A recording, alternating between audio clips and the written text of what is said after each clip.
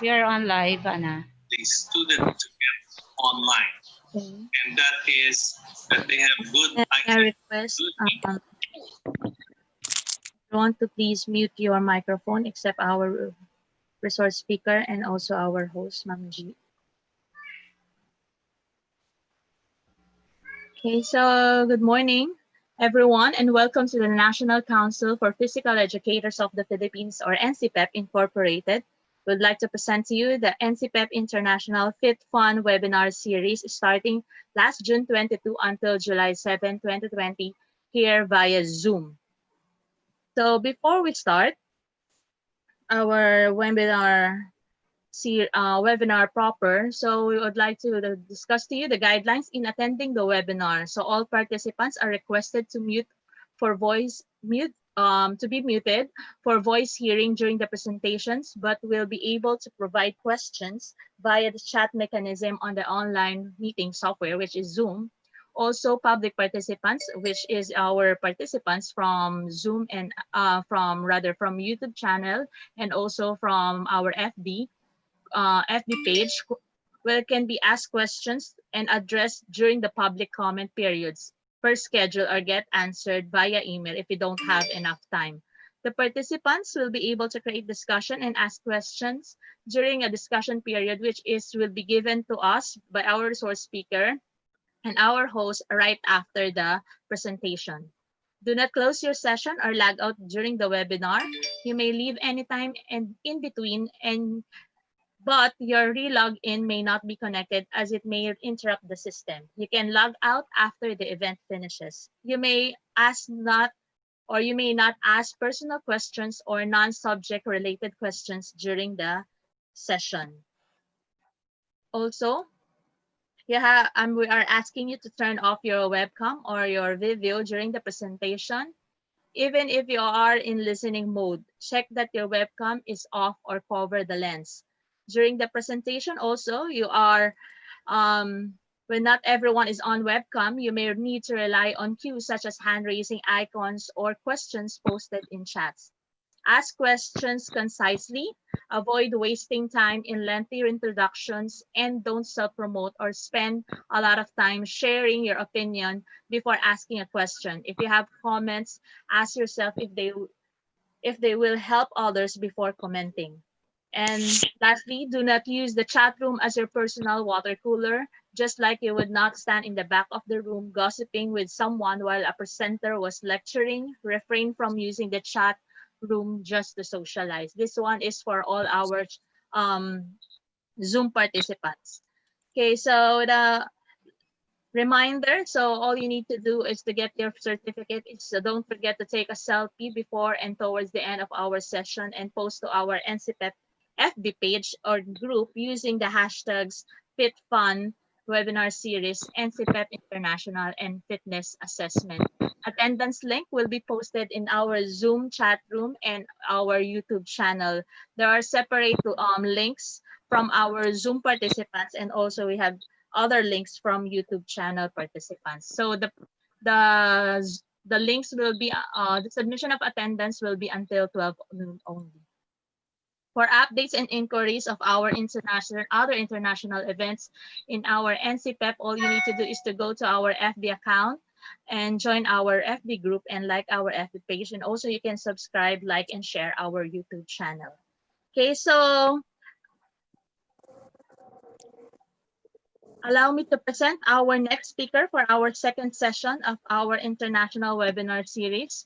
Our speaker is an ACE certified personal trainer with his license and also a license of physical educator and sports recreation and fitness professional in Salmia, Kuwait. Without much further ado, let us all welcome our resource speaker for online physical fitness assessment, Mr. Ryan J. Verga. Hello po. Magandang umaga. Stop my share, sir. You can share your screen now. Okay.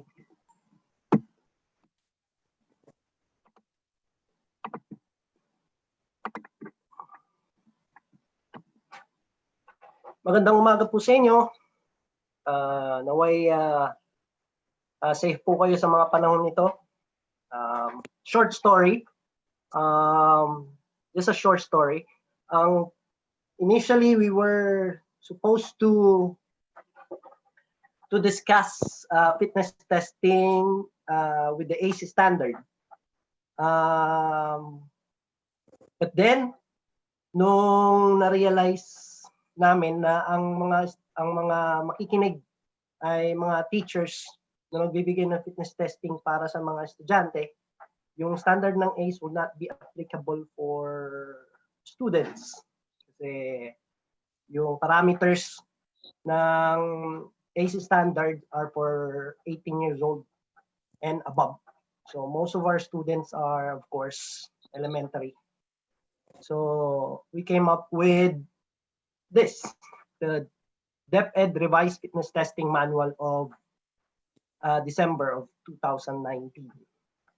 Of course, with the leadership of NCPEP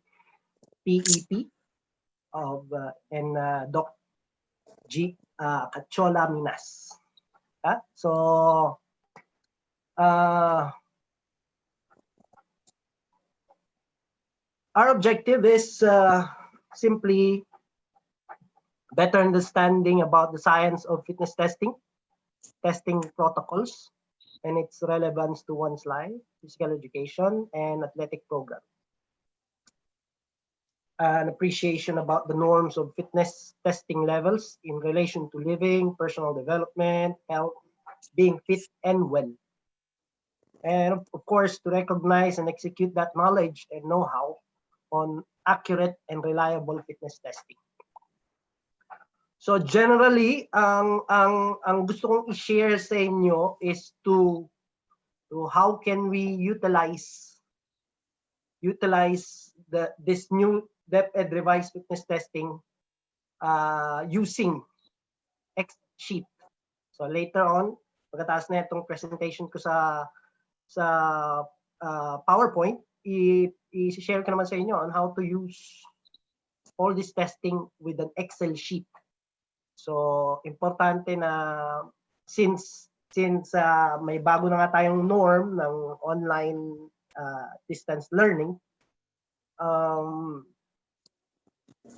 pwede natin gamitin yung Excel sheet. Ang ginawa ko, kinonsolidate ko lahat ng testing at parameters and protocols dun sa Excel sheet for you to utilize para mas madaling ituro sa mas madaling intindihin ng mga estudyante natin. So that was this is the main topic na may share ko sa inyo. Okay? So next.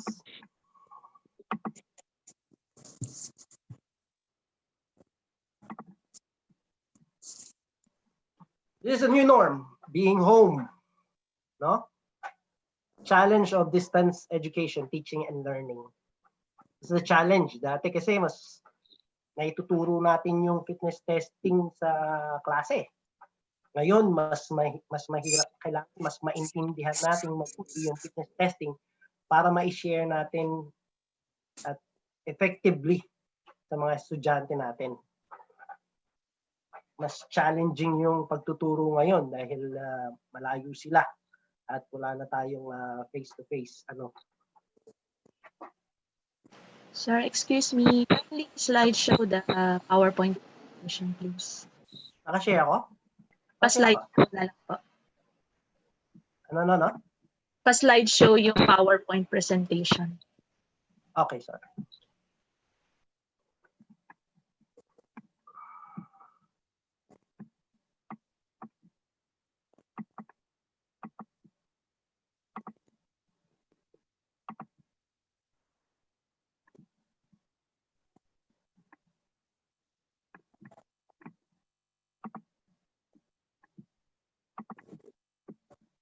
Slideshow. Ito na. Hindi ba maliwanag? Nawala po yung, sa akin pong view, nawala po yung, ayan. Tapos, pabalik na po, then slideshow.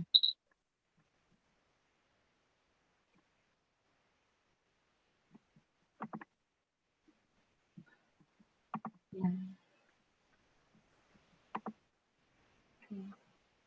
Thank you. Okay? Yes, sir. Thank you. And so the challenge of distance education and teaching and learning. So being home and its possibilities with physical education, exercise, fundamentals, and whatever your school curriculum requires you to. And we have to understand that fitness testing can be related to living life. So kailangan naiintindihan natin yung fitness testing in relation to everyday life, everyday living. So para mas madali natin maituturo sa mga estudyante natin. So going back to Philippine physical testing protocols, bakit nga ba na-design yung marami kasing testing protocols eh. Maraming pwedeng gamitin, minsan may ginagawa kang iba, yung May iba akong pinapanood. Some would argue na merong mas magandang testing protocols or parameters or whatever. But since this is DepEd, they have the reason kung bakit ito yung mga testing na inire-recommend ng DepEd. Of course, the first reason is it's easy to administer. Considering yung availability ng gamit at yung economic status ng ating mga estudyante. So, for us, here sa akin, dito sa ACE, I use polar watches to test clients' cardio. Of course, sa DepEd, we will use 3-minute step test. Ano ba? I use a body fat caliper para to test fat percentage o skin fold caliper para masukat ko yung fat ng estudyante. With DepEd, we only use BMI. So, what else? I would use heart rate, rather a BP testing manually or this machine, battery operated. Ano ba? And so going back, considering the availability and facilities and equipments, time it requires to get it done. Usually it would take kung alam na natin kung ano yung fitness testing, 15 to 20 minutes, maybe 30 minutes, dapat tapos na lahat. And hopefully this really is a fun thing to do and motivating for our students. So, ano yung objective ng fitness testing? Of course, defining students' fitness level para ma-identify nila kung ano yung kanilang mga weakness and strength. Acquire the baseline data for selection of physical activities. Hopefully with this test, ma-identify natin kung saan natin o anong mga physical activities ang ideal sa mga estudyante natin. And ano yung mga activities that would improve their fitness level. And gather data for development of norms and standards. Yes, and lastly, motivate and guide and counsel our students when it comes to being fit. So now, physical fitness testing with home education, with rather online distance learning. Family becomes your students' classmates. Sila yung mga partner nila ngayon sa testing, and I recommend na we will ask them to, since they're home, ask them to do the test with their family, and that also, what's the word? Encourages or teach them to be with family more. No? So, what is fitness? The definition of fitness now is the quality and condition of being physically strong and healthy, suitable for someone or something. So, kung merong 120 million na Pilipino, o kung merong hindi ko alam kung ano ng population ng buong mundo, there are also that number of fitness level, definition of fitness level. So, iba-iba po ang fitness levels natin, iba-iba po ang definition ng fitness levels sa bawat isa. Physical fitness is a state of health and well-being, and more specifically, the ability to perform aspects of sports, occupations, and daily activities, which are generally achieved through proper nutrition, moderate vigorous physical exercise, and sufficient rest. So, ayan po, kala mo, parang ang dali lang gawin, ano? Pero yung tatlo na yan would really be a good combination para maging physically fit ang tao. Okay, there are two categories of fitness assessment. One is the health-related fitness assessment, which consists of body composition, BMI, muscular strength, endurance, and flexibility. And the second one is the skills-related fitness assessment. Sometimes I would call it on the acronym CRABS: coordination, reaction, agility, balance, and speed. Ano pa yung mga gamit natin, ang mga fitness testing paraphernalias? So we have your scorecard, usually papel, iba-iba yan, may mga papel kayo, no? With this seminar, I would introduce yung Excel sheet later on. Tape measure and ruler, or meter stick.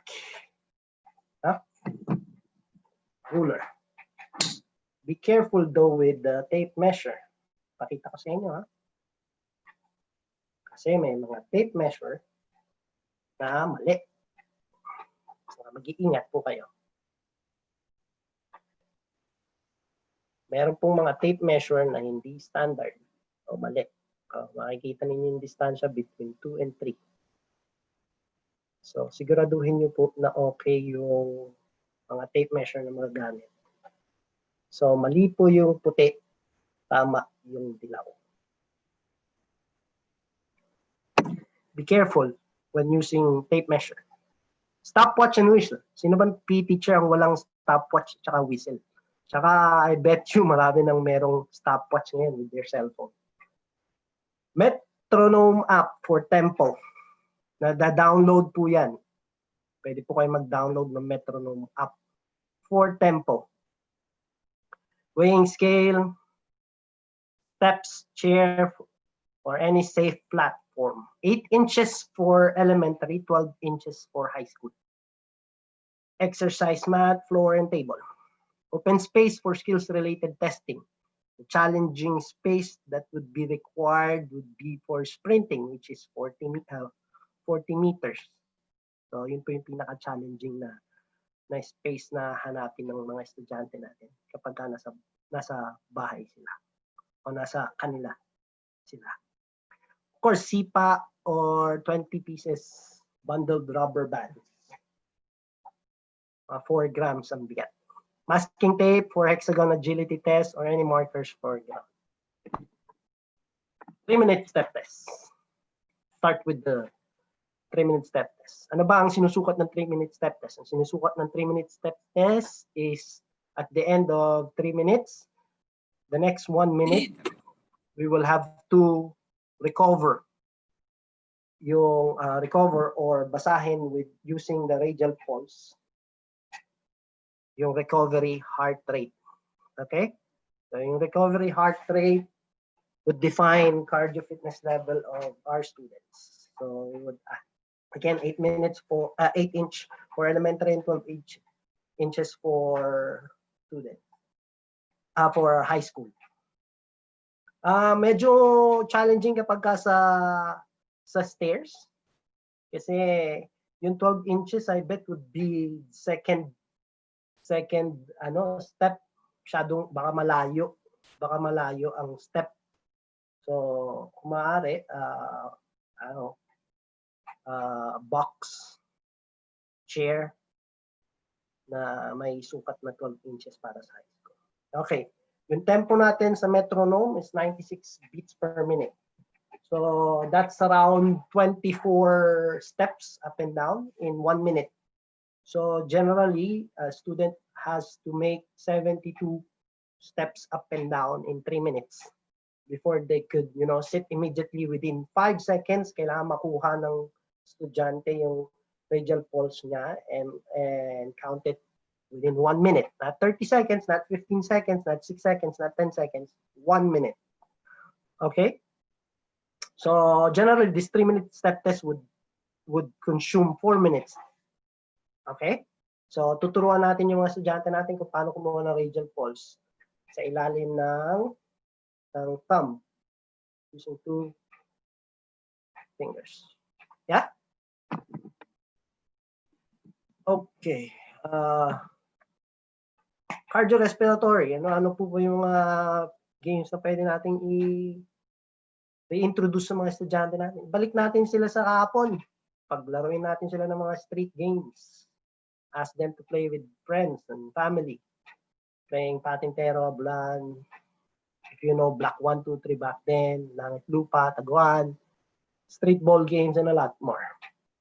Doing house chores are also a form of exercises. Cleaning the house, walking towards the market, buying things and coming back. At least 20 minutes non-stop would probably be a form of cardio workout. Of course, walking, jogging, running, dancing, biking, swimming, gardening. Activities are endless when they're in the house, so we could reintroduce that. Muscular strength. What do we do? So we test their push-up. We test their plank. So, ayun pinapakita yung tama at saka mali. Tamang push-up position. Hindi nagsasag yung hip or hindi nag-hyperextend yung lower back. Yung sa lalaki, sa push-up, shows hyperextension. Nakikita niyo yung curve ng torso niya. O kaya yung hip niya, o yung center of gravity niya, which is the center of gravity, nagsasag pababa. Which we call the hyperextension. Or sa plank naman, ayun sa plank, sa babae naman, wrong plank niya, yung sumobra naman siya, nag-flex na yung midsection niya o yung torso niya, nagkaroon na ng flexion, kaya mali.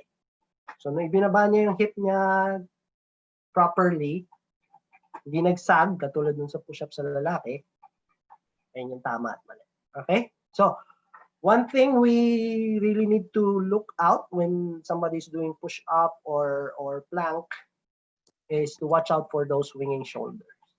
Pagka may mga estudyante na tayo na mahina yung stability ng shoulder blades niya, magkakaroon ng winging, tinatawag nating winging shoulders. And that's your cue para sabihin sa mga estudyante natin na stop the test. Okay? Don't do the test because they would, make it worse for their shoulder. So, watch out for winging shoulders. To test anaerobic power, we have standing long jump and vertical high jump. Okay? So yung standing long jump has to be done with both feet together. You would land with both feet together as well. Okay? You would measure the distance from the heel closest to the 0 mark. That will be your measurement. And vertical high jump is done by reaching on the side. You would stand next to the wall, make a mark, reach your arm as high as you can, make that 0 mark, So iba-iba yung zero mark natin kasi iba-iba yung naaabot natin, ano? So you mark that, and then you jump, you make a second mark on the wall, and then that distance will be measured to get your vertical jump.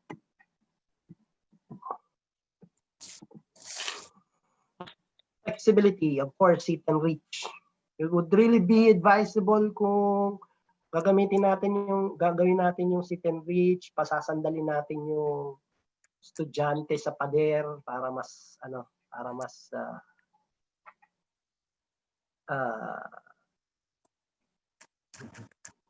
maganda yung start. Okay? So, pasandalin natin sa pader, tapos mag-straddle yung estudyante, 1 foot yung distansya ng paa, isang ruler ang distansya ng paa. Tapos without leaning forward, papaabutin natin yung kamay sa sahig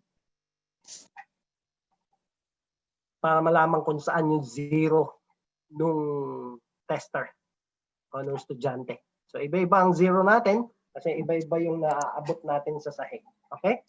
So basically, mag-end yan in between the knees of tester. So ilalagay natin yung zero mark doon sa in between the knee. Tapos tsaka natin sila paabutin. Okay?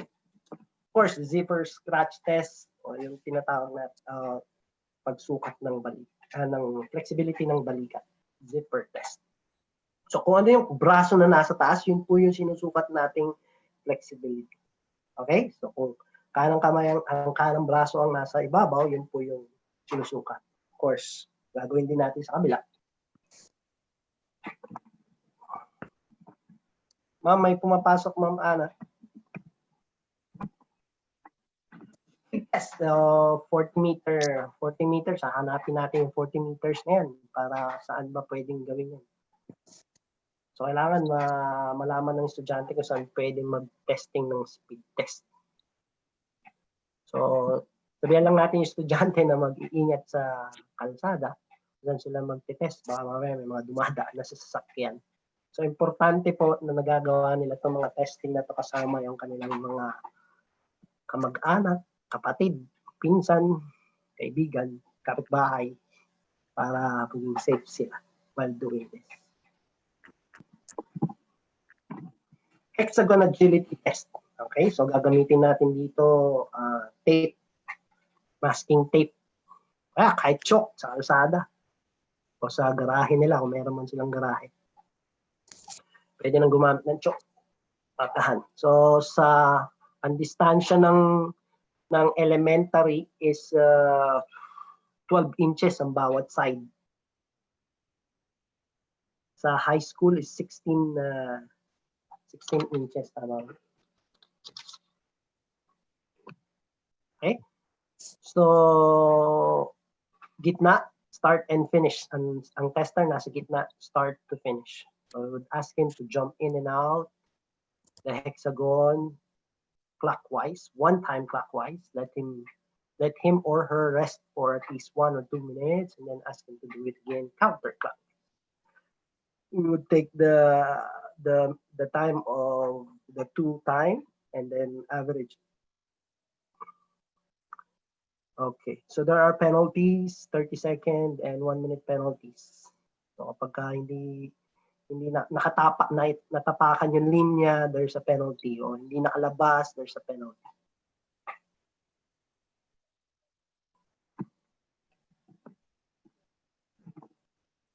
Okay, reaction time o drop test. So kailangan niyo ng mesa, kailangan yung kamay at yung elbow nakakontak sa table.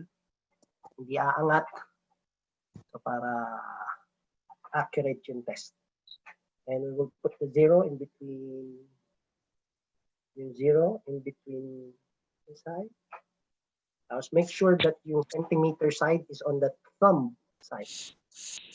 Okay? So without cue, yung partner niya o yung nagbibigay ng test without the cue, the drop, yung ruler, and then measure ko ano yung saan niya nakahuli yung ruler. Okay? So, pwedeng hindi niya masalo pwedeng hindi masalo yung ruler, that would mean needs improvement. Later, pupunta tayo dun sa Excel sheet. That's where the fun part. Torque stand balance. Okay? Torque stand. Kaya tinawag na torque stand niya, parang ibon. Kung paano tumayo yung ibon na torque. Galing pa ako Palawan. Hoy, tawag dito ay. So,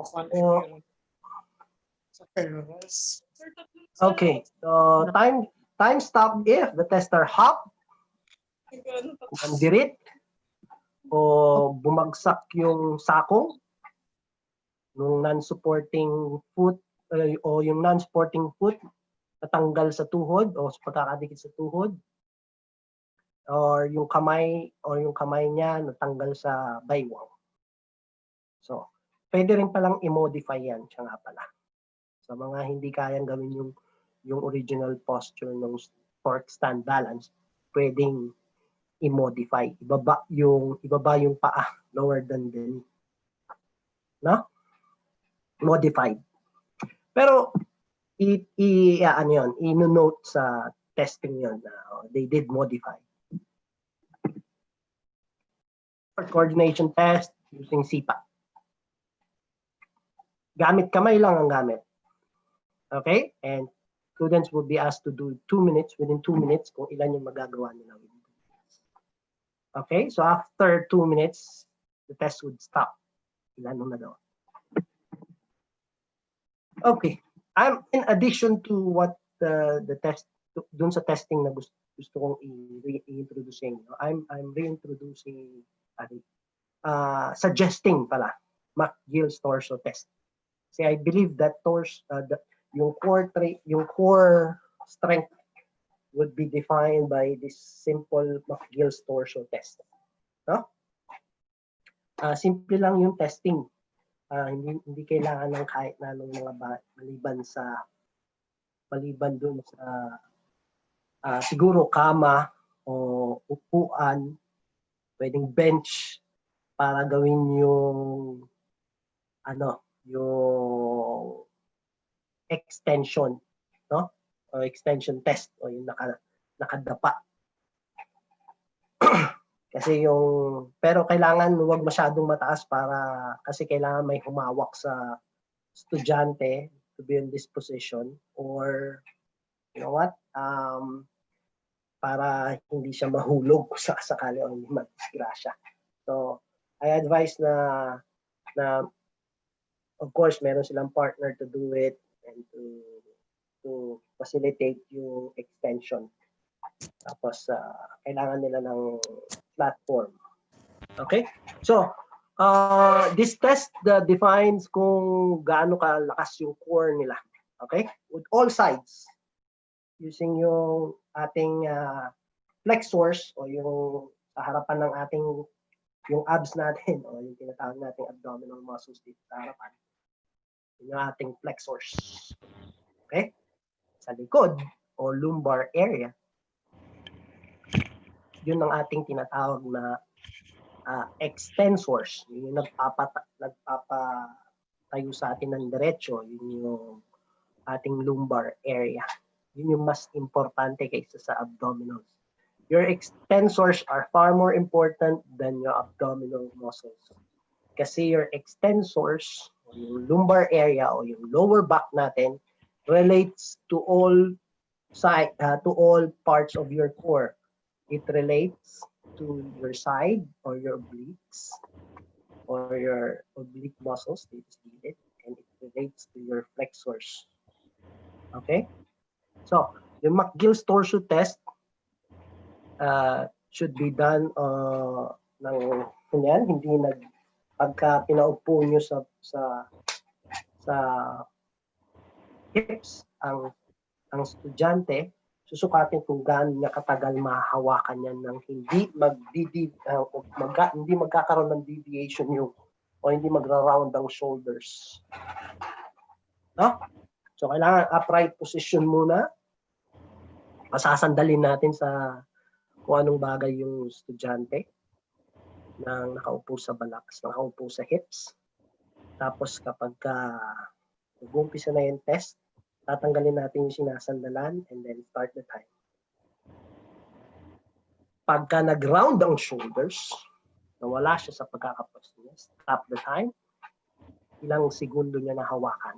That test yung flexion niya o yung flexor muscles niya o yung abdominal muscles niya. Okay? Tapos we would do an extension test, yung nakadapa naman. So yung kalahati ng katawan niya nasa kama o nasa upuan, somebody's holding his leg in place. Tapos we would ask him to hold that position and time it.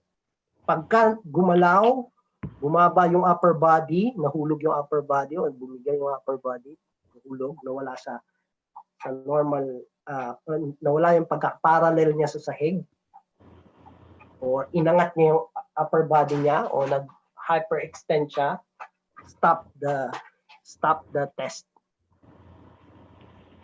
and record the time. So, ang relationship ng flexion at saka extension should be less than 1. Ibig sabihin, yung ratio ng oras niya sa flexion at saka sa extension kailangan less than 1. Okay? So, pagka tumaas yung ratio, ibig sabihin, yung time ng flexion divided by yung time ng extension should be equals to less than 1. Okay? Pagka umangat sa 1, ibig sabihin na may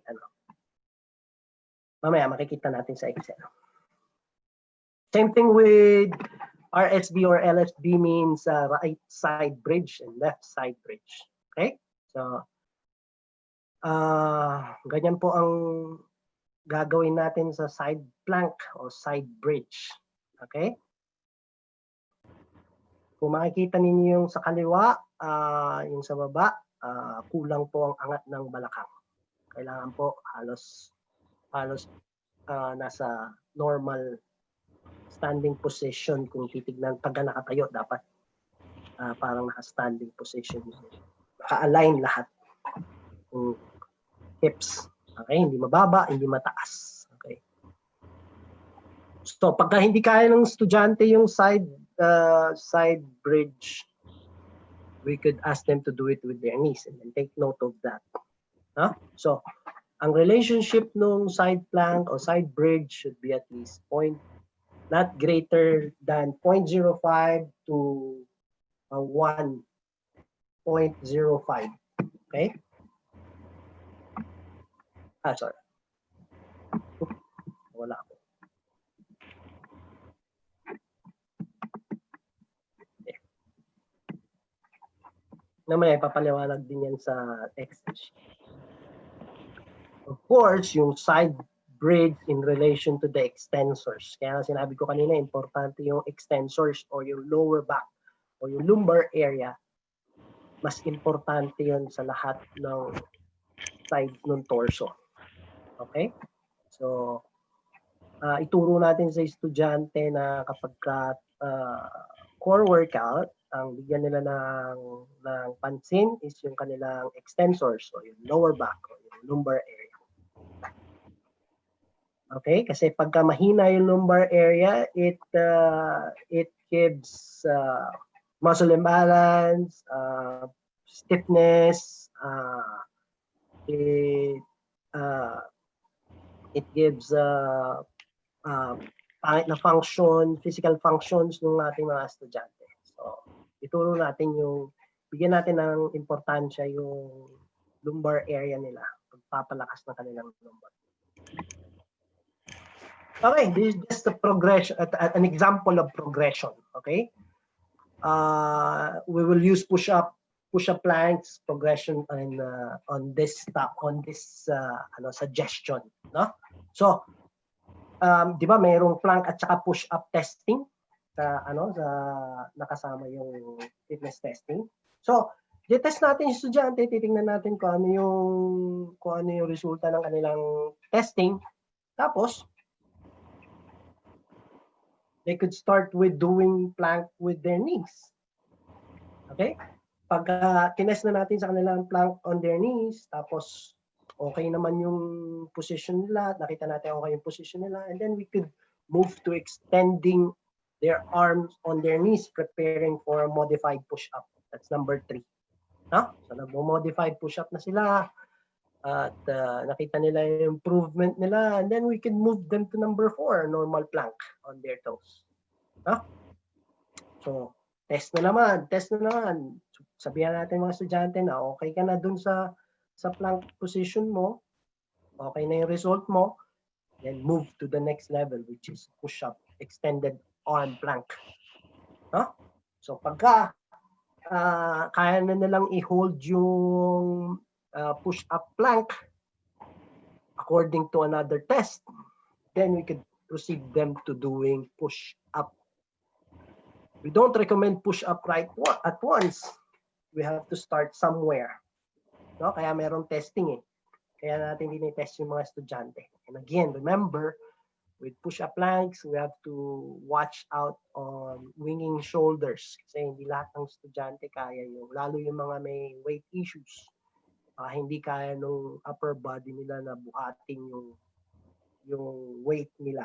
So kaya magkakaroon ng tinatawag ng winging shoulder. Okay? Winging shoulder is a sign ng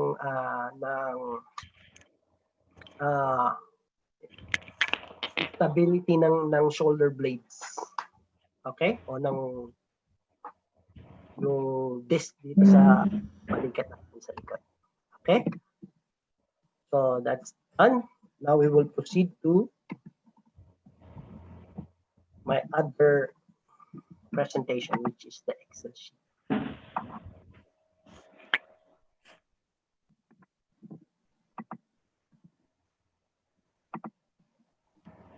Nakikita niyo po ba yung Excel sheet ko? Ito na po ngayon, pinagsama-sama ko na po lahat. Sir, share ng Excel sheet. Di ba nakaka-share? Share ko lang. Excel sheet. Okay na? Yes po. Can we continue? Okay. Ito na po ngayon yung Excel sheet na ginawa ko para ma-utilize ninyo sa inyong mga estudyante. So para it motivates them to do the testing using Excel. No? Ito yung kumbaga motivating tool to para sa mga estudyante ninyo. Okay? So importante dito sa Excel sheet na ito na unahin muna nating ilagay yung mga information sa pinakataas. So, bago kayo mag-check sa mga testing. Kasi all parameters refer to students' birthday. Ayan. Birthday. Age, of course. Eventually, age. Pagka nilagay nyo yung birthday, so mag-automatic na yung age. Lalagay din ninyo yung height and weight. And of course, gender. Of course, gender. So, kailangan mailagay muna lahat yan bago conduct ng estudyante yung testing. Kasi, again, lahat ng parameters na baba refers to their gender, birth date, height, weight, age, so and so. Okay? So, let's say ang pangalan ng estudyante ay si Joaquin. Tapos, ang level niya is either elementary, high school, or college. Pwede kasi meron kayong mga estudyante sa senior high school, di ba? Ano na yun? Mga 18, pwedeng 18 to 20 years old. So, this testing, these parameters, these protocols are only up to 20 years old. Kapag ang estudyante ninyo sa senior high school o sa college is already 21, 22, they will only use yung standard for 20 years old. Okay? So, si Joaquin ay elementary. Babae o lalaki? Lalaki. Ang birthday, let's say, ni Joaquin ay July. Ang nakalagay na ano dyan is July 7, 2018. So, he is automatic at 12 years old. So, yung by the way, yung age neto is, yung age computation neto is that kapag ang estudyante ay lumagpas na ng 6 months, would be considered the next age na. So let's say gawin natin 9:23. 23. Let's say 9:23.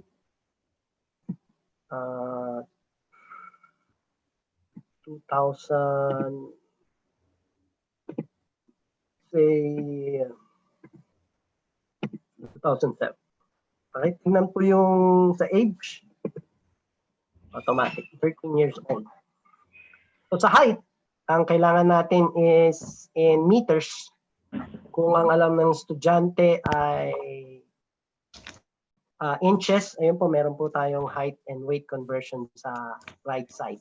Okay, pwede nilang gamitin yan to convert easily. So kung alam nila is, let's say, 5'4", palitan nilang po yung 5'4" dyan, and you will see, iba na yung ano. Tapos i-transfer lang yung measurement. Okay? And then same thing with weight. Kung alam nila pounds, use the conversion on the right side, and then re-enter yung weight dyan. Let's say he's 45 kilos. Oops, sorry. Oh. So kung si Joaquin ay 13 years old at my height na 1.63, tangkad yun sa 13 years old. That has 45 kilos na weight. Lumalabas na underweight siya. Sa BMI niya, lumabas na dyan. Nag-entry na underweight siya. So let's say gawin natin isang 55. Oh, nag-normal weight na siya. 20.7 na yung BMI niya. Okay? Automatic na magpapalit ng resulta yung BMI at saka yung definition ng BMI niya. Okay? Of course, height and weight, yung formula ng inyong BMI is height divided by weight squared.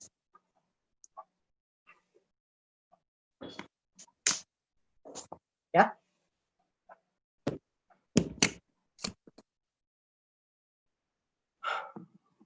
Asa na pa?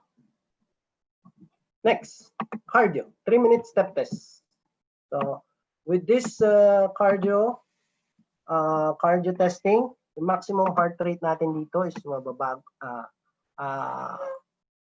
nakukompute na from defining yung age. Pagka pinasok mo na yung age ay yung birth date mo, magkukompute na yung age, automatic na rin magpapalit yung maximum heart rate. Ang ginagamit dito sa maximum heart rate na to is yung Gelish et al. And Tanaka. Tanaka is 207, not 220. 220 is from 1971 pa. Itong Tanaka is 207, tapos itong Gelish ang nilagay ko dito, it's 206.9 minus 0.67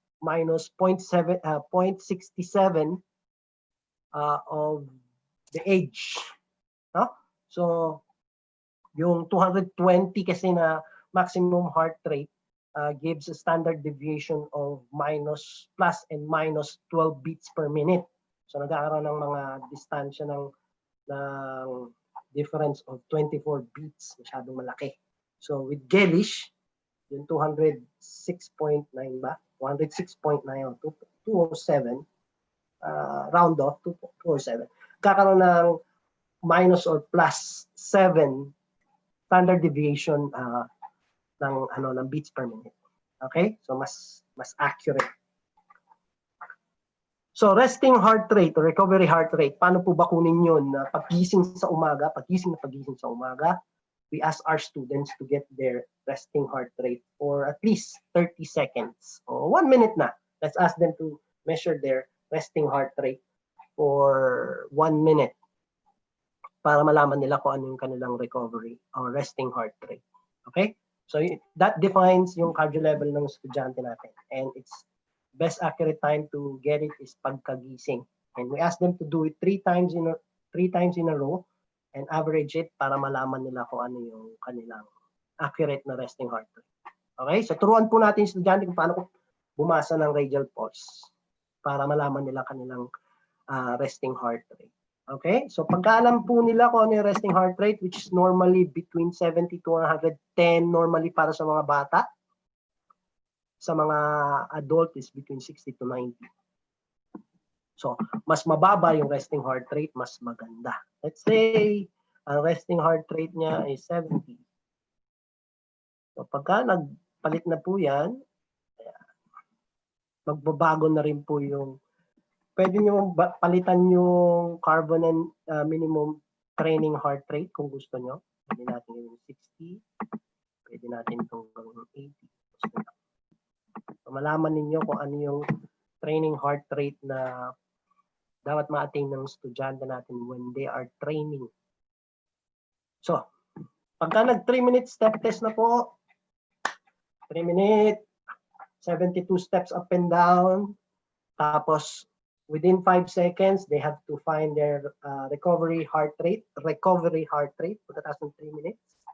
Tapos measure it within 1 minute and then record. So let's say ang recovery heart rate niya is 80. So, makikita ninyo nagpalit na kagad. Good. Okay? Dito naman tayo sa sa speed. Okay? Gaano kabilis siyang tumakbo. Let's say tumakbo siya ng 5 seconds. Tingnan niyo po kung magpapalit na. Excellent. Okay? Pwede nang maging sprinter. Let's say 9 seconds lang siya. Fair. Good enough. Okay? In 40 meters. Okay, agility. Clockwise. Ginawa niya ng clockwise. Ginawa niya 12 seconds. Tapos nag-counterclockwise siya. Naging 15 seconds. Napagod na eh. So, average time niya is 13.5 seconds. Still good. Okay? Sit and reach. Ano yung naabot niya? Okay, let's say naabot niya is 25 centimeters. Fair enough. Let's say naabot lang niya is 10 centimeters. Needs improvement. Ibig sabihin tight yung lower back. Tight yung kanyang lower back. Okay? Siya maka-lean forward. Okay, zipper test. Kaliwa. Nabot. Okay, yung distansya ng kamay. Pagka nagdikit ng ganyan, pag nagdikit, ibig sabihin 0. Needs improvement. No? Pagka hindi nagdikit, sinukat, ibig sabihin may distansya. Ibig sabihin negative po yun. Let's say nagkaroon ng negative 1. Negative 1. Ganyan. Ibig sabihin poor. Negative ang score. Okay? Let's say naglagpas yung kamay sa likod. Okay, lumagpas. Lumagpas siya ng 2 cm. Okay, good. Pagka lumagpas, good. Pagka nagdikit, needs improvement. Kapag hindi nag-abot, poor. Okay?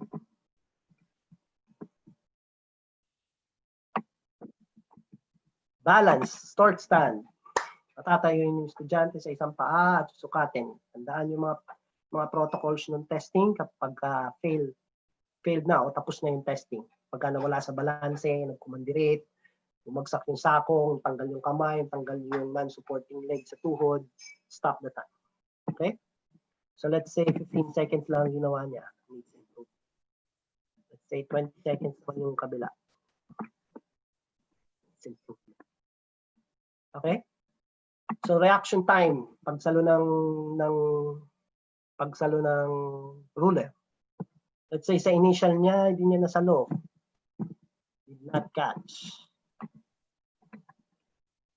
Okay? Pangalawa, nasalo niya ng 28 cm. Pangatlo, nasalo niya ng 25 cm. So, kukunin yung median score o yung pinakagitna. Since the NC is not part of the test, dalawa lang yung kinuhaan ng ano yung gitna ng 25 at saka 28, which is 26.5. So, pero kung meron ditong measurement, let's say dito 24 niya. Ang median niya is 25, middle score. Okay? Not average, median. Pero naka-ano na yan, naka-record, naka-automatic na sa Excel sheet. Which is good. Magpapasok ka na lang magpapasok ng raw score dito. Coordination. So yung coordination, ilan nagawa niya within 20 minutes, within 2 minutes, I'm sorry. Within 2 minutes of CPAC.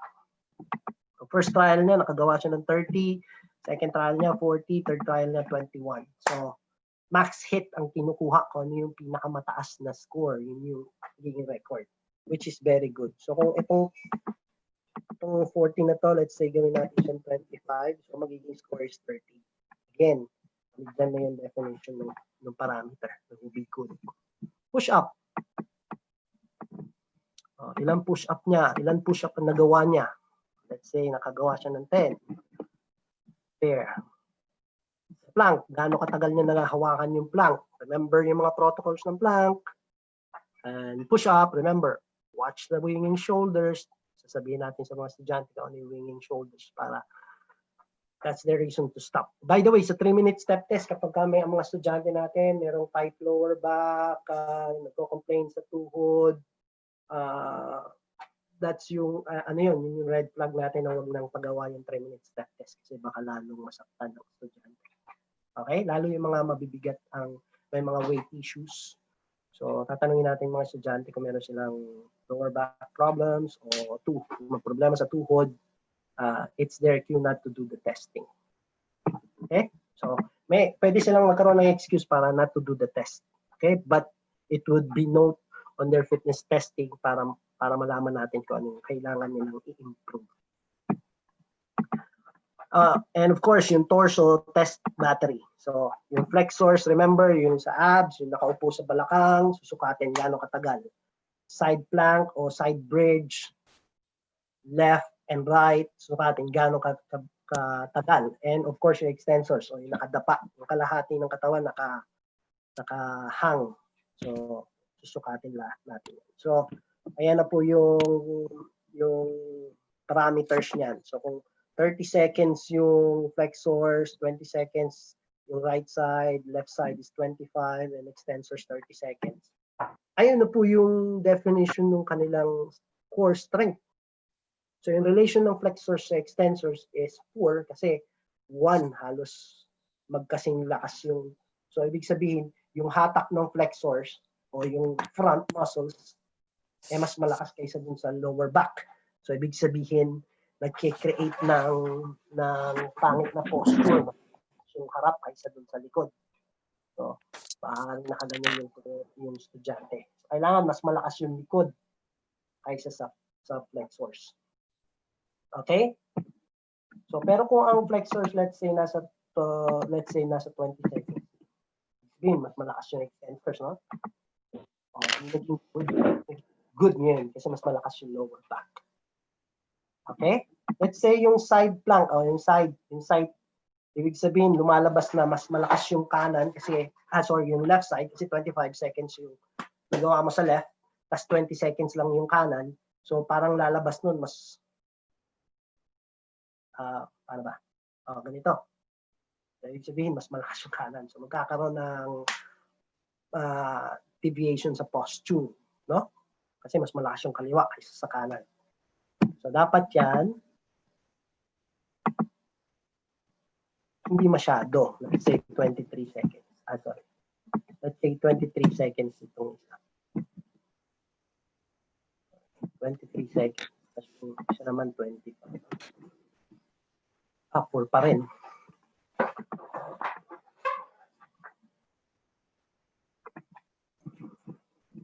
Ayan. So, kailangan nasa point, ang difference lang is 0.05 to, kailangan mga 0.010 lang yung difference dun sa gitna. Hindi lalagpas. Okay? Kung ang gitna is 1 to 1, pwedeng mag-lean ng konting-konti lang sa kaliwat kanan. Konting-konti lang. Hindi pwedeng sumobra. And of course, yung extensors in relation to right, and extensors or yung lower back in relation to right, and extensors in relation to left. So remember, your extensors, your lower back, your lumbar area is related to the sides and the front. Kaya mas importante yung likod. Kasi yung yung harap, yung muscles natin sa harapan is only related sa likod. Yung side natin, related din sa likod. Okay? So, laging merong factor yung lower back. So, turuan natin yung estudyante natin na magpalakas ng lower back more than yung abs. Huwag silang magaya sa karamihan na abs, six pack. Teach core training. Anaerobic power. So, vertical jump, gaano kataas yung sukat niya, let's say 60 centimeters above average. Standing long jump, let's say nag-jump siya ng mga 150, good. Malun siya 100, needs improvement. Same thing sa mga jumps. Tanungin natin yung mga estudyante kung may problema sila sa kanilang mga tuhod, lalo yung mga weight issues, maaari. Huwag na natin pagawa. Huwag muna ninyo pagawa. Okay? So, meron din sa babayang measurement using tape measure. Okay? To define kung ano yung waist to hip ratio. Para malaman natin kung ano yung computation ng waist to hip ratio. Pagka nakuha na natin yung measurement ng chest, waist, abdomen, hips, upper arms, so and so, malalaman natin yung ratio ng waist to hip ratio. Kung good or bad, or they need to lose weight or control the ratio of that. Of course, this is just measurement para malaman ng estudyante ko ano yung, kung nagbabago ba yung kanilang weight o kanilang measurements and all of that. So by the way, pag chest, sa tapat ng utong, braso, kailangan naka-extend yung braso sa gilid, yung palms facing the front kapag nag-test, pagka nag-measure, susukatin natin sa pinakamalaking circumference ng biceps. Usually sa gitna. In between this part of your elbow and the shoulder. Top of your shoulder. Hanapin yung gitna. Usually yung pinakamalaking, wag pag-flexing ng ganito, hindi magiging accurate. Kaya naka-extend lang yung braso. Next, yung abdomen natin is sa tapat. Yung abdomen natin is sa tapat ng pusod. Yung waist natin is yung pinakamaliit na parte ng just below yung pinakamaliit na parte ng torso. Yung pinakamaliit na circumference ng torso. Yun yung waist measurement. Abdomen sa tapat ng pusod. Hips, kung ano yung pinakamalaking circumference ng puwet. Ng hips, dun susukatin. Same thing with the thigh. Sa ilalim, halos sa baba lang ng kuyukot. Dun susukatin. Kung saan yung pinakamalaking circumference ng leg. Same thing with the calves, kung saan yung pinakamalaking circumference ng calves. Ankles and wrists, kung saan po yung pinakamaliit na parte ng pinakamaliit na circumference ng wrist at saka ng ankle. And there you go. If you put the centimeters, automatic na po magpapalit yung inches. So yung chest niya yung 35, magpapalit na po. There you go. Do you have any question? I'm ready to entertain questions. Thank you, sir. So let's see. Let's start with the Zoom. The questions is mostly they're asking if they can have the copy of the protocol, sir, and the Excel sheet. Definitely. That's what I'm sharing you guys. I'm sharing this Excel sheet kasi kinonsolidate ko lahat ng parameters at saka yung protocols and put it in an Excel sheet para magamit niyo sa mga estudyante ninyo. Ito talaga yung may share ko sa inyo, yung Excel sheet kasi yung fitness testing has been there, ginagamit na natin didiinan na lang natin yung pagtuturo at saka pagbibigay sa kanila ng importansya dun sa fitness testing. So definitely you will get everybody who attended now and listened will get a copy of that Excel sheet. Actually, it was posted, sir, in our FB page and FB group. So all you need to do is to go or add yourself in our official FB page official FB group and like our FB page so that you can see in the file section or tab. The Excel sheet was already uploaded there. So all you need to do is to grab it and share it with your colleagues. But of course, I'm asking you to acknowledge Sir Ryan Vega because he is the one creating this Excel sheet para na Yes. lang in respect to to our resource speaker. So we will not, okay, hindi namin ito ipagdadamot. Ang hinihiling lang po namin sa lahat ng participants and even in our YouTube audiences that all you need to do is to acknowledge Sir Ryan Vega for this Excel sheet. Salamat po. Everything is in accordance to DepEd Order number 034 Yes. of December 2019. Remember? Yeah, the na-amend na po yan, yung pinaka-latest. That's the latest one. Okay, especially for the teachers who are working with their module, this is the first lesson that you are going to discuss to your students. So in fitness assessment and protocol. So next, let's see other questions if we have questions here. So it's very useful for us. Hope we can have a copy. Of course, we will. The copy is already there in the group. From April Banoan, yung evaluation sa Excel ng push-up pareho for both men and women? Hindi. Remember, kaya nga sinabi ko sa inyo, yung bago ninyo gawin yung mga testing, kailangan kumpleto na yung information about their level as elementary, high school, or college, gender as male and female, birth date, height and weight, so age, kasi iba-iba po yung norm sa bawat gender, sa bawat level, o sa bawat age. So lahat po ng parameters na yon are all you can test it again, by the way, pagka nakakuha kayo ng copy nito, test it kung tama yung parameters.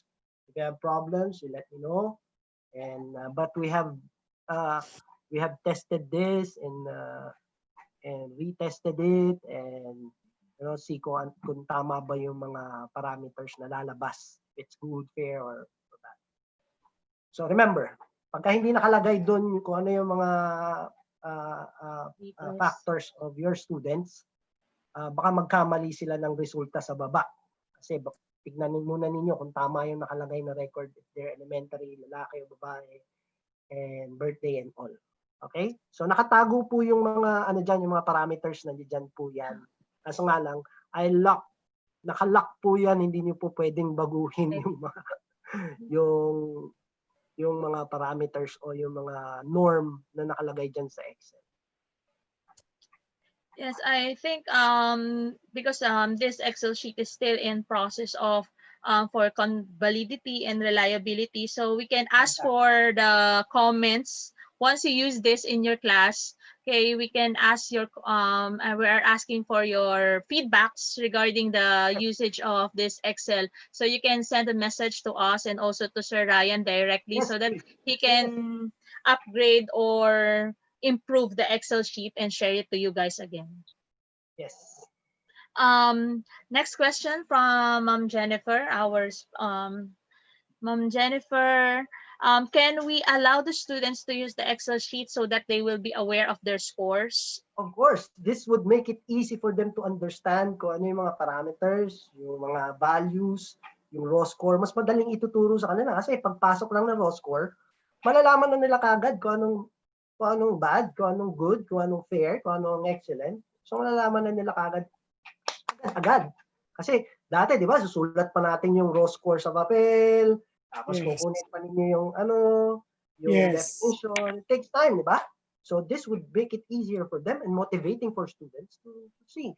And they could use this as well to their relatives, to their family. And that's connecting to family, connecting to home, connecting to friends. Yeah. And all of that. And social relevance pa rin siya. And you can, social relevance, and also they can share it to their families. Exactly. Kasi nasa bahay nga sila. To improve their, not only their own physical fitness status, but also to involve also the other members of the family. Yes. Motivating na kasi we're using this tool. Yes. It's not just doing the raw score or doing the test. Makikita na kagad nila. Agad-agad raw score, malalaman na kagad nila. So, pwede nga nila actually, pwede nga nilang paglaruan yung mga raw scores and then see what's good and what's bad. Huh? Yeah, that's the problem also in doing the physical fitness test. Mostly we are using this because we don't have norms in the Philippines, so we are just using it for participation part of our grading system.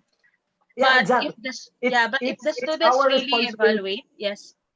It's our responsibility as teachers to really put importance to testing and to educate students that this is important. And if anybody from the education sector or physical education society would like to recommend other parameters or other protocols and all of that, maybe in the next in the near future, pwede may maggawa ng research and change. Ayun nga, and we can change some of the tests, which is sa tingin ko kung ano talaga yung pinaka-applicable or talagang reliable yung paggamit ng test na yun. But for the meantime, because the department...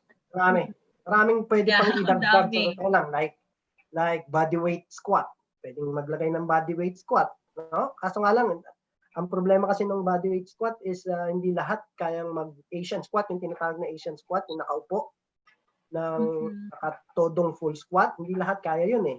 So it's a test ng center of gravity ng tao kung tama, kasi doing proper squat would define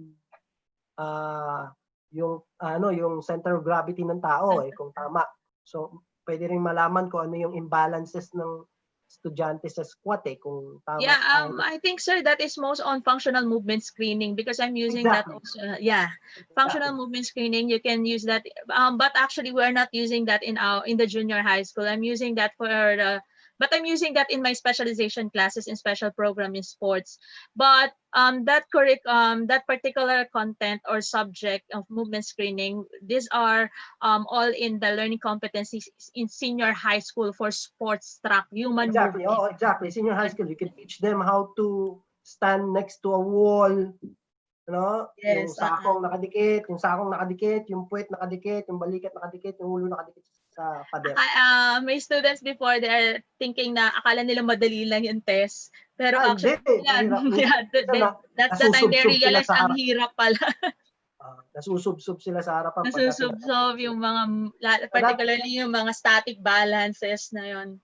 Yes, that's cue for muscle imbalance, no? Yes. Tapos yung McGill's torso, McGill's torso test, kapag nagawa ng tama, nadi-define din kung ano yung muscle imbalance, kung bakit nagkakaroon ng sakit sa kanan o nagkakaroon. Yeah, I think, sir, that's a good next sessions that we're going to have yung mga functional movement screening. So after ng physical fitness, at least our teachers in the field know already about this functional movement screening. Kasi mostly those who are teaching in special program in sports and also in teaching in sports track, this was embedded in our learning competencies. Mga sir and ma'am, turuan po natin ng mga estudyante natin na mag-stretch at saka mag-self-massage o yung tinatawag na self-myofascial release.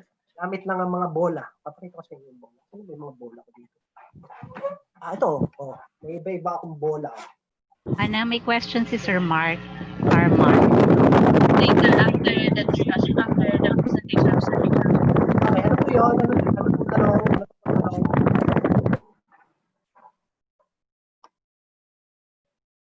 Ano pong tanong? Yes, sir. Continue.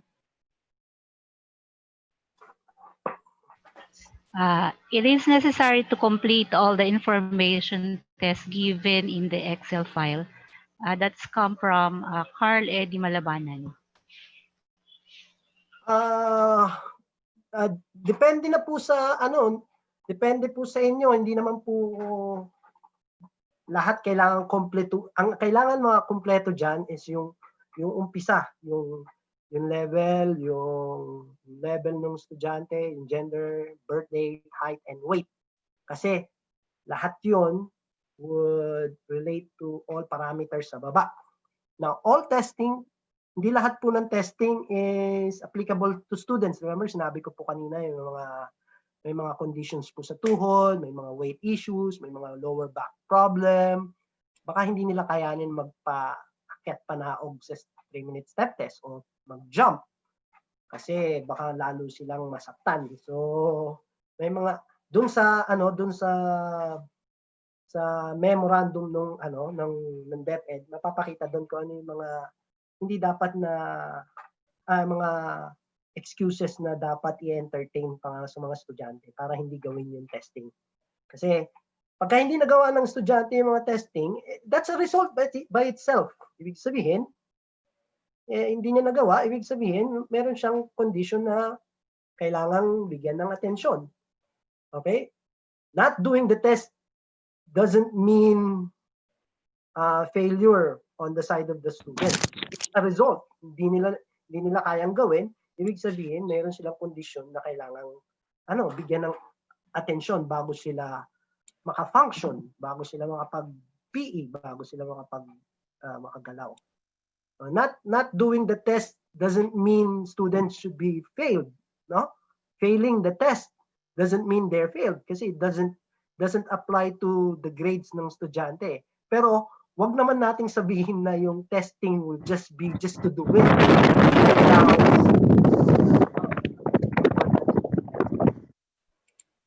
We have to Your put mic, please turn off your mic. Any other questions? Sana po nasagot ko. Kay Miss Danica Karen. So good day. May I just ask, since the physical fitness test is done by the student at home, assuming the distance learning, how can we make sure the validity and reliability of the scores? Well, to tell you honestly, it's really hard to know kung valid yung ginawa nilang test. But depende na lang po sa inyong mga teacher, sa ating mga teacher, kung paano natin i-motivate yung mga estudyante natin at kung paano natin ibibigyan ng importansya para sa kanila at para sa mga since di ba kanina nire-recommend ko na gagawin nilang classmate yung mga kapamilya nila. So I bet kapag ginawa ng estudyante niyo with their parents, I bet yung parents nila would be our tool para siguradong gagawin nila ng tama yung testing.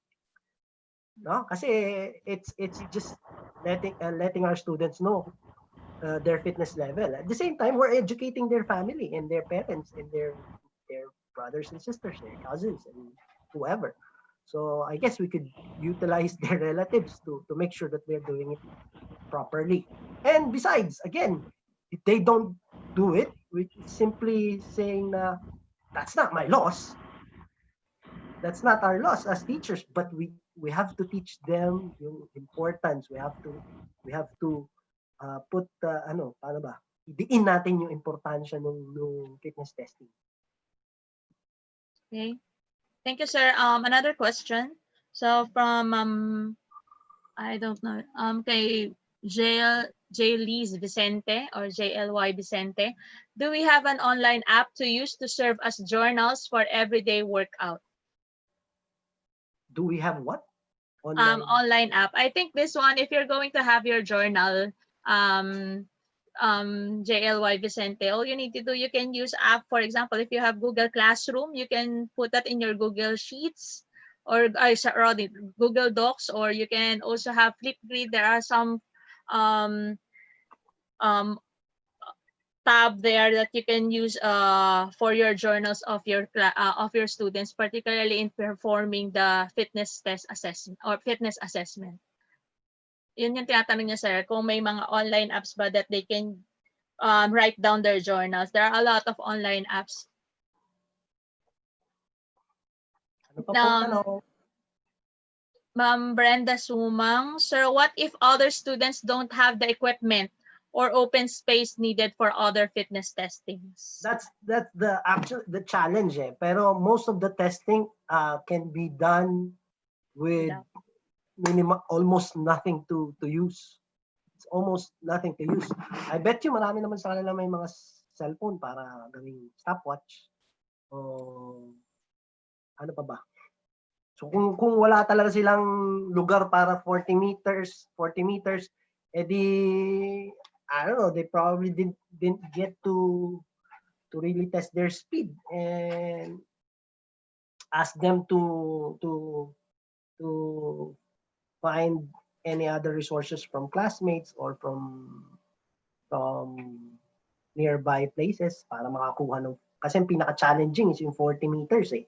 Saan mo Yeah. patatakbuhin yung bata ng 40 meters? Hindi naman pwedeng 20 meters lang. Hindi naman pwedeng basketball court lang. Pupunta at babalik. Hindi accurate yun kasi magkakaroon ng change ng direction.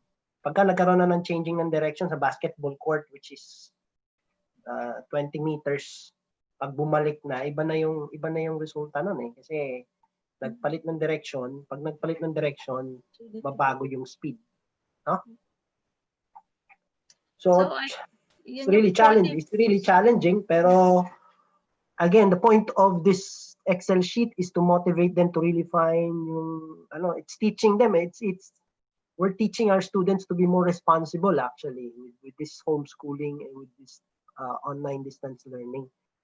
And imagine kung yung fitness testing noon, back then, harapan is minsan hindi natin nagagawa. I must agree or disagree with me. Pero hindi lahat nagagawa natin ng test. If we did do everything, sometimes hindi natin na-define kung ano yung resulta ng testing eh. Para minsan, I'm not saying everybody. Minsan, pinapagawa lang natin eh. May magawa lang. Tapos, wala na. Minsan, hindi na natin dinidefine kung ano talaga yung result o yung mga raw scores or wala lang. Nagawa lang. Okay na. Pwede na yan. Grade na yan. May participation na. Tapos. Pero ngayon, kailangan natin bigyan ng diin kung para saan yung mga testing na yan at saka ano yung relationship niya dun sa buhay ng tao. Ano yung relationship ng mga testing na to sa existence nila o sa katawan nila o sa possibilities na pwede sila maging atleta. Another question. So from Adele, is there a protocol position for push-up? Distance between arms and the feet at the back? Ang feet, makikita ninyo sa yung DepEd kung ano yung mga protocols ng push-up.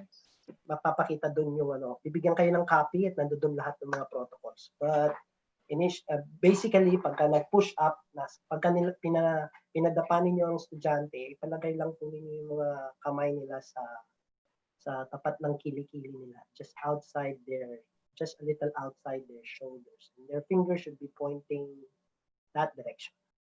Okay? Okay, not this way. Kailangan yung mga daliri nila nakaturo papunta dun sa direction na yun.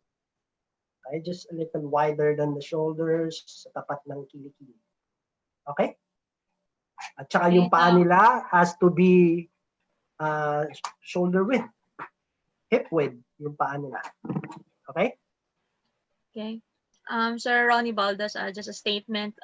Physical fitness test should not be used for grading system, but we should use it as diagnostic for skills and talent placement, which is true. Exactly.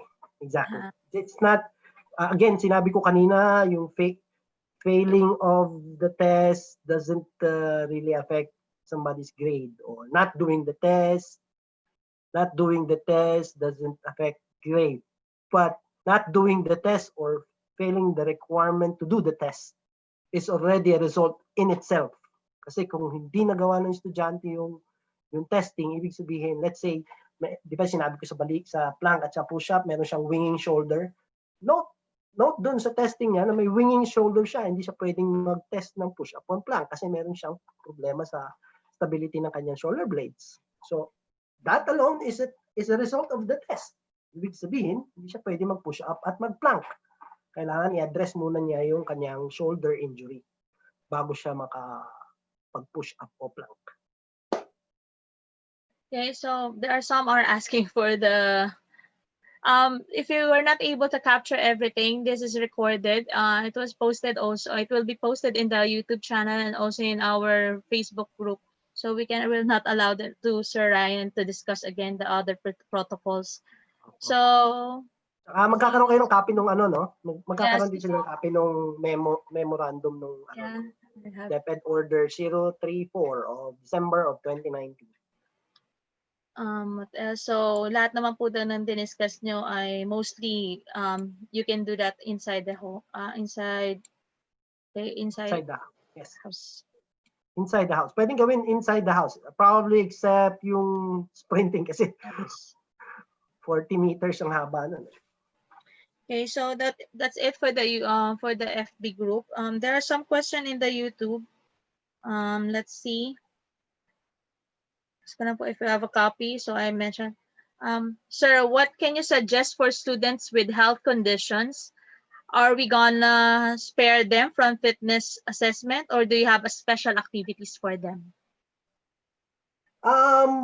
Anong kondisyon? Kapag sa problema sa puso, palagay ko hindi depende po 'yun. Kailangan siyempre we have to require them to give medical certificate para to back up their claims kasi maraming mga estudyante na magsasabi na na meron silang condition sa puso and all without proper medical certificate. Probably we could ask them to get medical certificate para siguraduhin na rin natin na talagang nagpa-check up sila o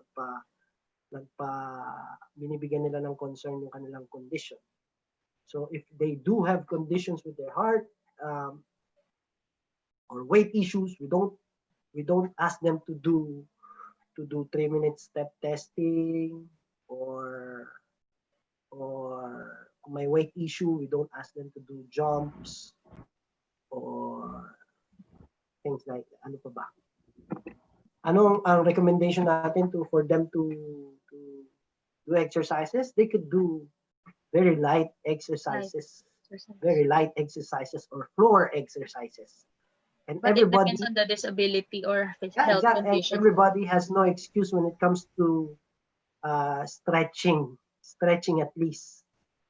Yeah, initially nga sabi ko nga turuan natin yung mga estudyante mag self-myofascial release using ball or stretching kasi that would improve their function to at least address kung ano yung mga stiffness sa katawan nila and yung biomechanics ng kanilang katawan they could improve that biomechanics ng kanilang mga katawan o ng kanilang mga balikat, lower back, tuhod.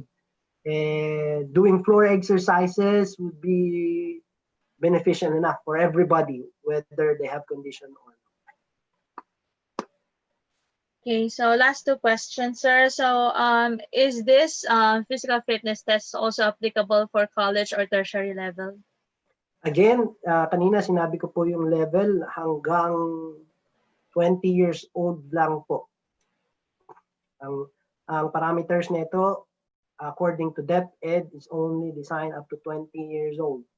Pagka ang estudyante ninyo ay umabot na ng 21, 22, o 30, they would still use the parameter ng 20 years old lang. Okay? So, ibig sabihin, hanggang doon lang magde-define yung test, yung mga parameters niya.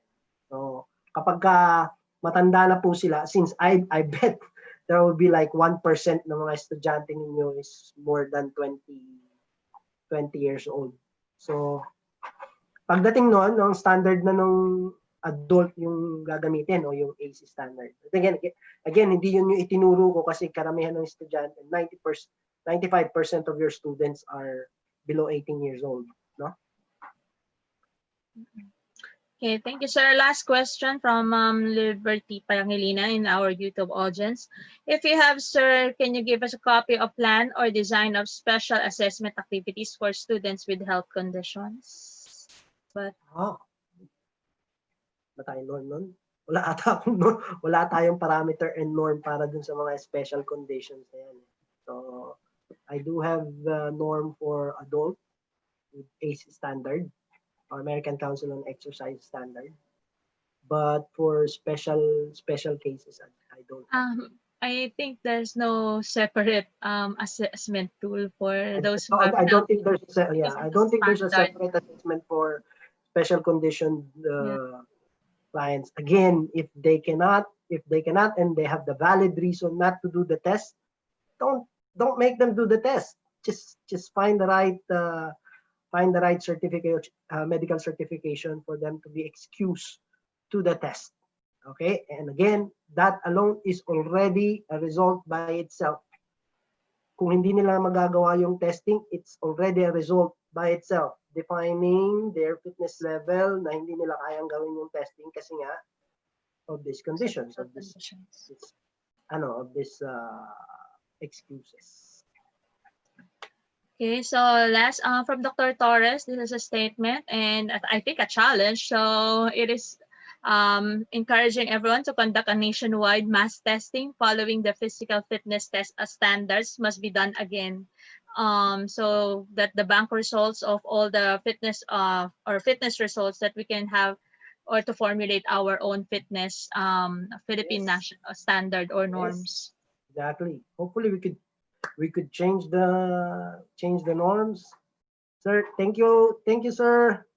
Doc Torres. Hello po.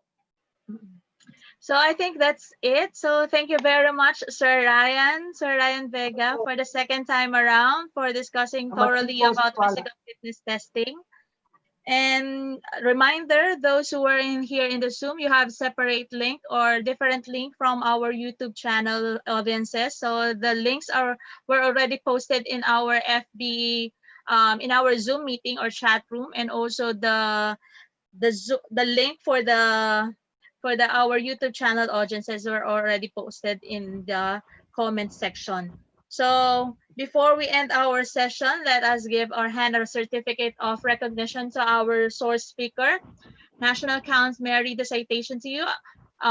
National Council for Physical Educators of the Philippines, NCPEP Incorporated, awards the certificate of recognition to Mr. Ryan Vega for imparting his valuable insight and expertise to physical educators during the NCPEP Fit Fun International Webinar series entitled Online Physical Fitness Assessment, held on June 25, 2020 via Zoom meeting, given this 25th day of June 2020, signed President Dr. Geraldine Cachola Minya, CAA. Thank you very much, Sir Ryan. I know you are not feeling well right now, but still we continue and pursue this on this webinar session. Thank you very much for imparting and sharing your knowledge and expertise, particularly in fitness assessment.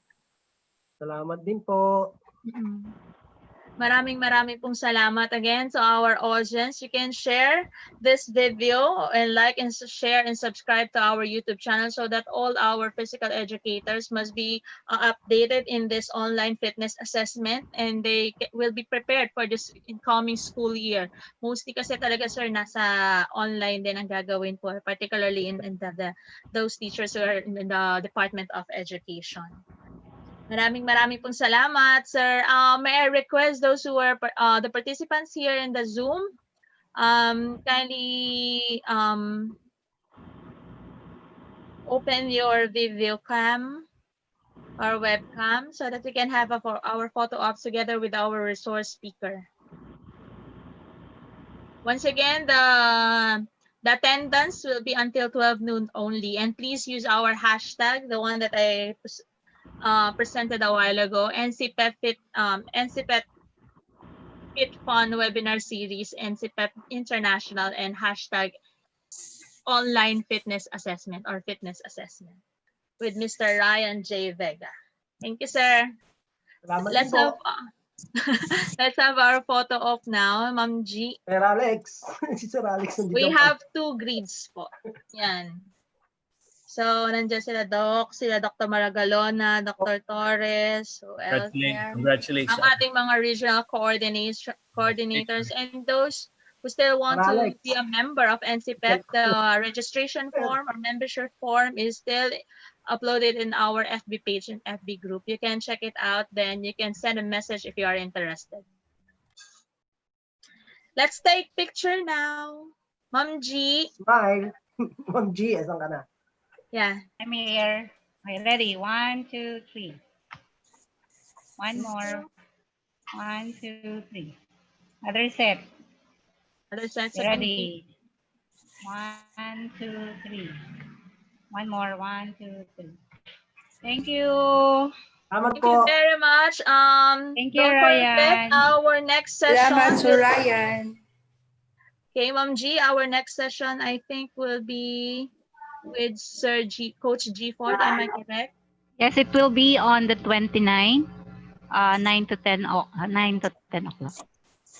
It's still the same YouTube channel and the same link, same Zoom link, meeting ID. We will just send all the members. We will just send it to you to your respective emails, the Zoom link or the Zoom meeting ID for our next session. Maraming pong salamat sa hindi nyo pinili nyo pong maging part ng ating webinar series for this session. Okay, so I think we're done already and we have a lot of things to do for today. Thank you very much, Mr. Ryan Vega. I hope this will not be the last time that you're going to share your knowledge and your expertise about fitness We assessment. will figure out something else para turuan ng ating mga. And I would like to greet Dr. Ijeran. She's here with us from Philippine Christian University. Hello, Hi, Doc. Thank you po. Doc Ijeran. Maraming salamat. And also to our regional coordinators who are very active in promoting physical education, fitness, and wellness in the respective regions. Number one si Doc Torres. Yeah. Thank you, sir. Hi, Ryan. Hello. Hello, Divina. Sir Torres. Hello, Thank you for everybody. spending your time with us, Doc. Yes, please. Oh, mga former students. graduate. We're proud to, Hello, we're Sir proud to see you. Ryan. Hi, Sir Torres. Yeah, thanks Hi. din. Hi, April. Yes. Si Ronnie. Hello. Ronnie din nandyan. Ma'am G, baka pwede ako rin mag-promote. We're also Yes having po. our CHK lecture series. We'll be having Tom Peña from the UK and our newly invited faculty, Professor Belinda Adora for dance sports. And we'll post that in the NCPEP page so that you can all be invited. Free. Okay. Thank you. Thank you, sir. Thank you for the promotion. Sintang paaralan. So, ayan na naman sila sa Sintang Paaralan. So, once again, we are inviting everyone also to the PUP-CHK webinar series. So, the links will be posted by Dr. Torres in our FB page, and also just in case in our FB group, you can post that also in our MAPIT Teachers Society page. There are a lot of MAPIT teachers there who can actually join your webinar series. Maraming pong salamat sa lahat ng dumalo at maraming salamat sa ating audiences in our YouTube channel. Thank you very much. Ma'am. Thank you so much. Thank you. We will wait for your attendance until 12 noon only. Don't forget to use our hashtag and the screenshots of our lectures, the whole duration of our sessions. Maraming pong salamat. Okay, Ma'am G, let's I think we are done already. So let's have a countdown before we to end our session. 5, 4, 3, 2, 1. Thank you. Thank you.